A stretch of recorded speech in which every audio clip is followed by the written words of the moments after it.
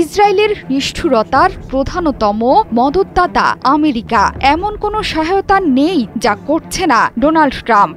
এমনকি গাজায় ইসরায়েলের যে বোমাগুলোর আঘাতে সবচেয়ে বেশি প্রাণহানি ঘটছে তার অধিকাংশের সরবরাহদাতাও আমেরিকা। অথচ গাজায় বোমা হামলা চালানো হচ্ছে সাধারণ মানুষের বিরুদ্ধে, কোনো প্রতিপক্ষ সেনাবাহিনী নয়। সাধারণ নারী শিশুরাই মারা যাচ্ছে এসব বোমার আঘাতে।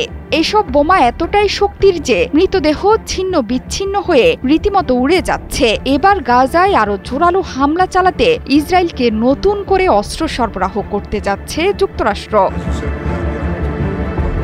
গাজা আগ্রাসনের শুরু থেকেই নানাভাবে দখলদার ইসরায়েলের পাশে রয়েছে যুক্তরাষ্ট্র। দেশটি ইসরায়েলকে একের পর এক অস্ত্রের চালান দিয়ে সহযোগিতা করে আসছে। বুধবার জানা গেল ইসরায়েলি বাহিনীর জন্য হাজারো বিধ্বংসী অস্ত্রের একটি নতুন চালান অনুমোদন করেছে যুক্তরাষ্ট্র, যা তেল আবিবের অস্ত্রাগারকে আরও শক্তিশালী করবে। বলা হচ্ছে গাজার বেশিরভাগ অংশে জোরালো হামলার প্রস্তুতি হিসেবে এসব অস্ত্র ইসরায়েলে যাচ্ছে।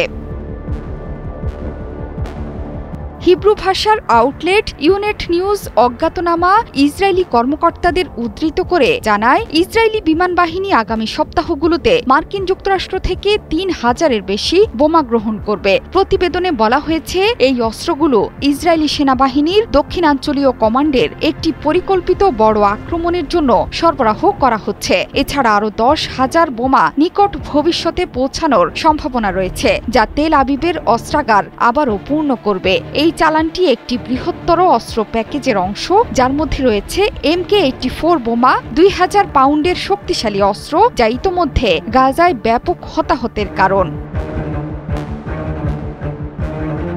শনিবার ইসরায়েলের প্রতিরক্ষামন্ত্রী ইসরায়েল কাটজ গাজা উপত্যকার বেশিরভাগ অংশে শিগগিরই সামরিক অভিযান জোরালোভাবে সম্প্রসারিত করার ঘোষণা দেন। তিনি বলেন, ইসরায়েলের প্রতিরক্ষা বাহিনী গাজার দক্ষিণে একটি নিরাপত্তা অঞ্চলের নিয়ন্ত্রণ নিয়েছে। এরই মধ্যে খান ইউনিস ও আশপাশের এলাকাগুলোর বাসিন্দাদের অন্যত্র সরে যেতে নির্দেশ দিয়েছে ইসরায়েলের সামরিক বাহিনী। ইসরায়েলের প্রতিরক্ষামন্ত্রী সতর্ক করে বলেন, হামাসকে নির্মূল, জিম্মিদের মুক্ত করে আনা এবং যুদ্ধের অবসানের এটাই শেষ মুহূর্ত।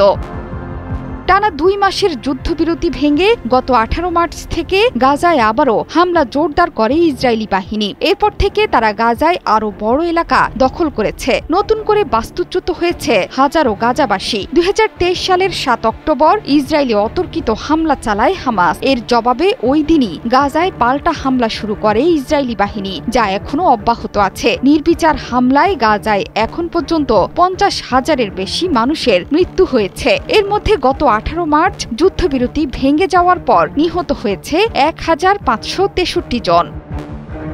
জোহরা চৌধুরী, সেতু ৭১।